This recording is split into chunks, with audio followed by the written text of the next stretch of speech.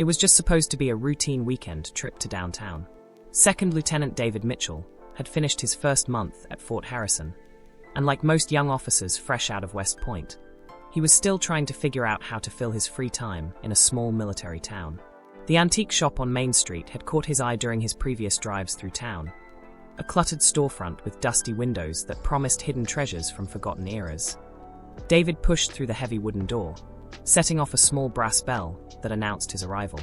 The shop was exactly what he'd expected. Cramped aisles lined with furniture from the 1940s, boxes of old photographs, and display cases filled with everything from pocket watches to military memorabilia. The elderly shopkeeper barely looked up from his newspaper as David began browsing, in the back corner. Behind a stack of old books, David found a glass display case filled with military items.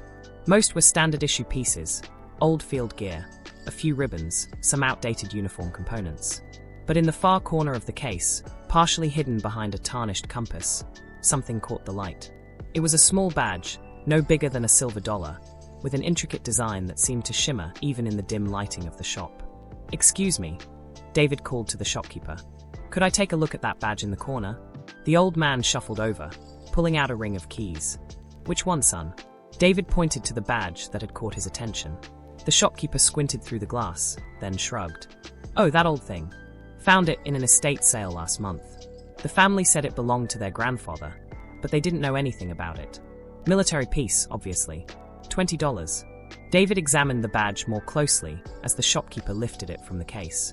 It was beautifully crafted, with what appeared to be an eagle in flight surrounded by stars. The metal had the weight and feel of real silver, and the craftsmanship was exceptional. For $20, it seemed like a steal. "I'll take it," David said, already reaching for his wallet. Back at the base that Monday morning, David decided to wear the badge on his dress uniform. He'd done some research over the weekend, but hadn't been able to identify its specific origin or significance. It looked official enough, and he figured it would make for an interesting conversation piece with some of the older officers who might recognize it. The first week passed without incident. A few people noticed the badge, but no one said anything. David began to think he'd simply acquired a nice piece of military history with no particular significance. But during his second week wearing it, he started noticing the looks that it began with Master Sergeant Rodriguez, a 30-year veteran who'd served in 3 different conflicts. David was walking across the base quad when he noticed Rodriguez staring at his chest with an expression of disbelief. The sergeant's eyes fixed on the badge, and for a moment, he seemed frozen in place. Then, catching himself, Rodriguez snapped to attention and offered a crisp salute, far more formal than the casual acknowledgement David usually received from NCOs. "Good morning, sir," Rodriguez said, his voice carrying a reverence that David had never heard before. "Morning, Sergeant," David replied, puzzled by the unusual formality. Similar incidents began occurring throughout the week. Older soldiers would do double takes when they saw him. Conversations would stop mid-sentence when he entered a room. David couldn't shake the feeling that he was missing something important, but he couldn't figure out what. The breakthrough came during his 3rd week.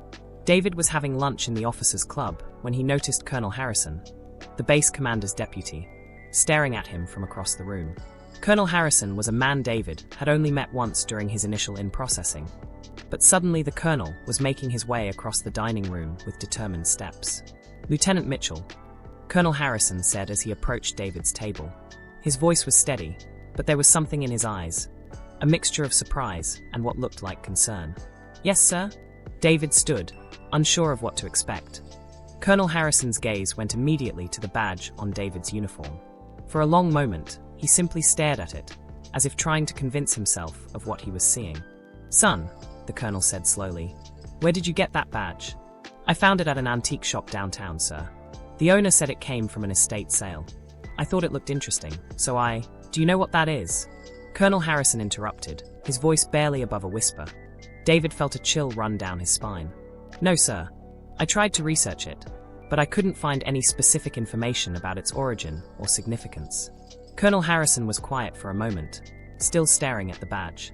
Then he looked directly into David's eyes. "Lieutenant, I need you to come with me." Now, the walk to Colonel Harrison's office felt like the longest of David's life. Other personnel they passed seemed to notice the badge and react with the same mixture of surprise and reverence David had been experiencing. By the time they reached the colonel's office, David's mind was racing with possibilities, none of them particularly comforting. Colonel Harrison closed the door behind them and gestured for David to take a seat. Then he walked to a bookshelf and pulled out a thick, leather-bound volume. David could see that it was some kind of military history book, filled with photographs and official documents. "That badge," Colonel Harrison said, opening the book to a specific page, "is the Distinguished Service Cross with special congressional recognition. It's not just any DSC, it's one of only 3 ever made with that specific design." David felt his stomach drop. The Distinguished Service Cross was the Army's second highest decoration for valor, awarded only for extraordinary heroism in combat. If what Colonel Harrison was saying was true, David had been wearing one of the most significant military decorations in American history. "Sir, I had no idea. If I'd known," Lieutenant, the colonel continued. "This particular badge was awarded to Captain James Thunder Morrison in 1953, during the Korean War. Captain Morrison single-handedly held a strategic hill position against overwhelming Chinese forces for 18 hours, allowing his entire battalion to withdraw safely. He was wounded 7 times during the engagement, but refused to leave his post."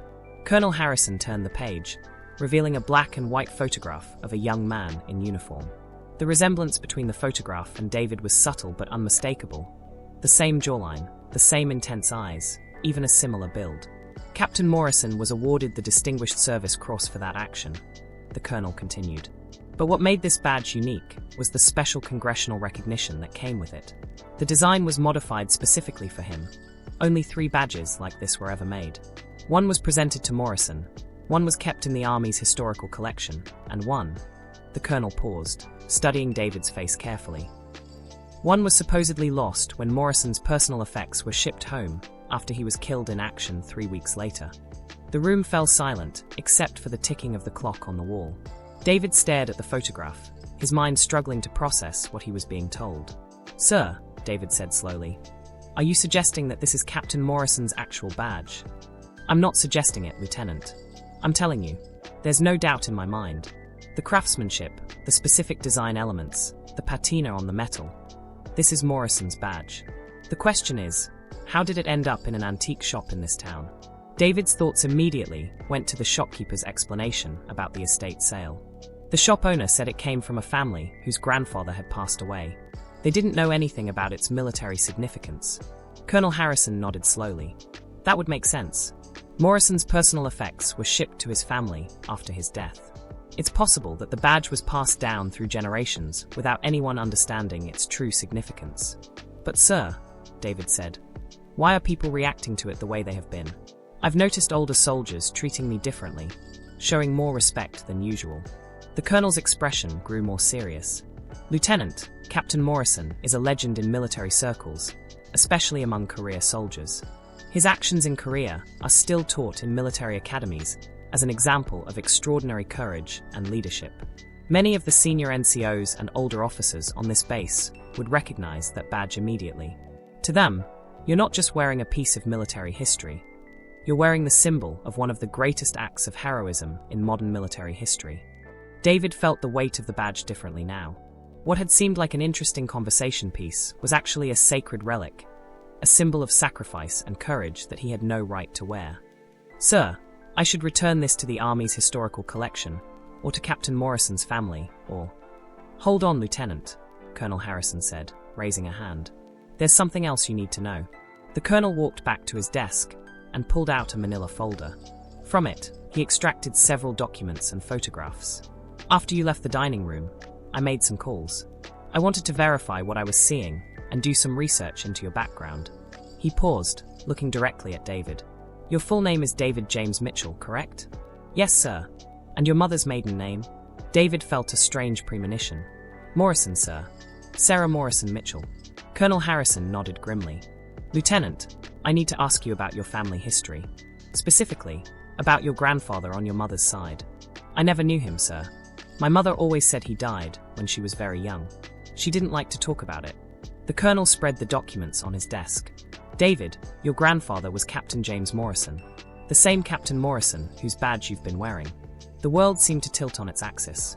David stared at the documents on the desk, birth certificates, military records, family genealogy charts.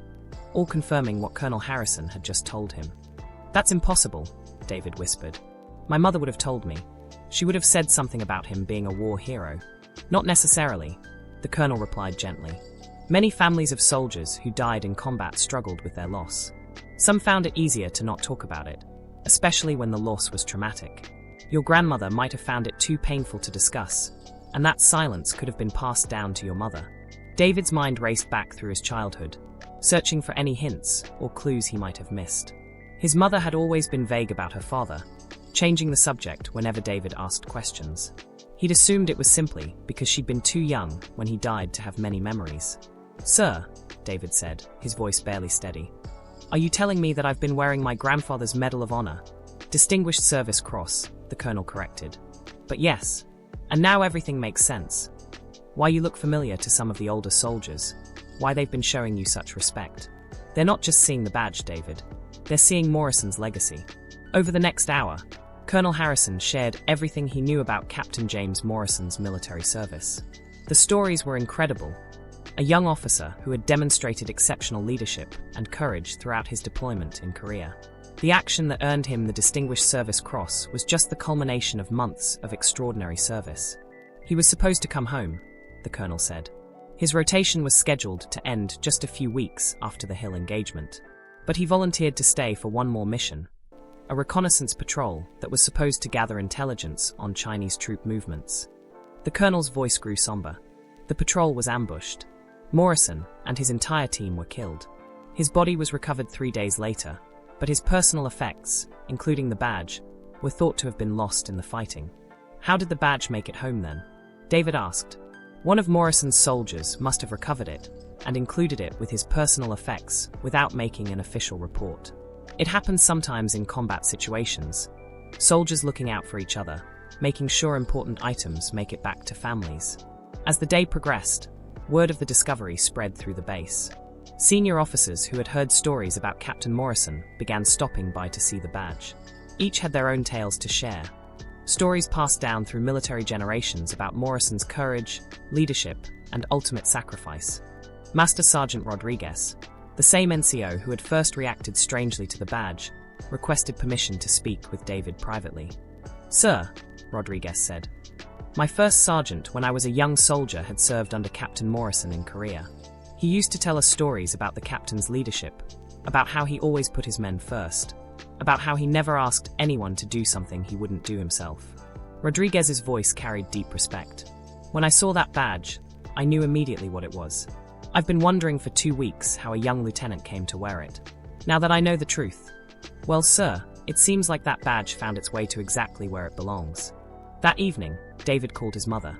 The conversation was one of the most difficult of his life, filled with tears from both of them as she shared memories she had kept buried for decades. "I was only 5 when Daddy died," she said through tears. Mama was so heartbroken that she packed away everything that reminded her of him. She said it hurt too much to look at his pictures or talk about him. "I grew up knowing he was a soldier who died in the war, but I never knew the details." "Mom," David said gently, "he wasn't just a soldier. He was a hero, one of the greatest heroes the army has ever known." The conversation continued for over an hour, with David sharing everything he had learned about his grandfather's service and sacrifice. By the end, his mother was sobbing, not from sadness, but from a profound sense of pride and connection to a father she had never really known. "David," she said finally, "I think Daddy would want you to have that badge. I think somehow, he made sure it found its way to you." Over the following weeks, David's life changed dramatically. Word of his connection to Captain Morrison spread beyond the base, reaching military historians and veterans organizations across the country. He received invitations to speak at military ceremonies and was contacted by researchers working on a book about Korean War heroes. But the most meaningful changes were personal. David found himself held to a higher standard, not by others, but by himself. Knowing that he carried his grandfather's legacy created a sense of responsibility he had never felt before. He began studying military history more seriously, reading everything he could find about leadership and courage under fire. The badge remained on his uniform, but now he wore it with full knowledge of its significance.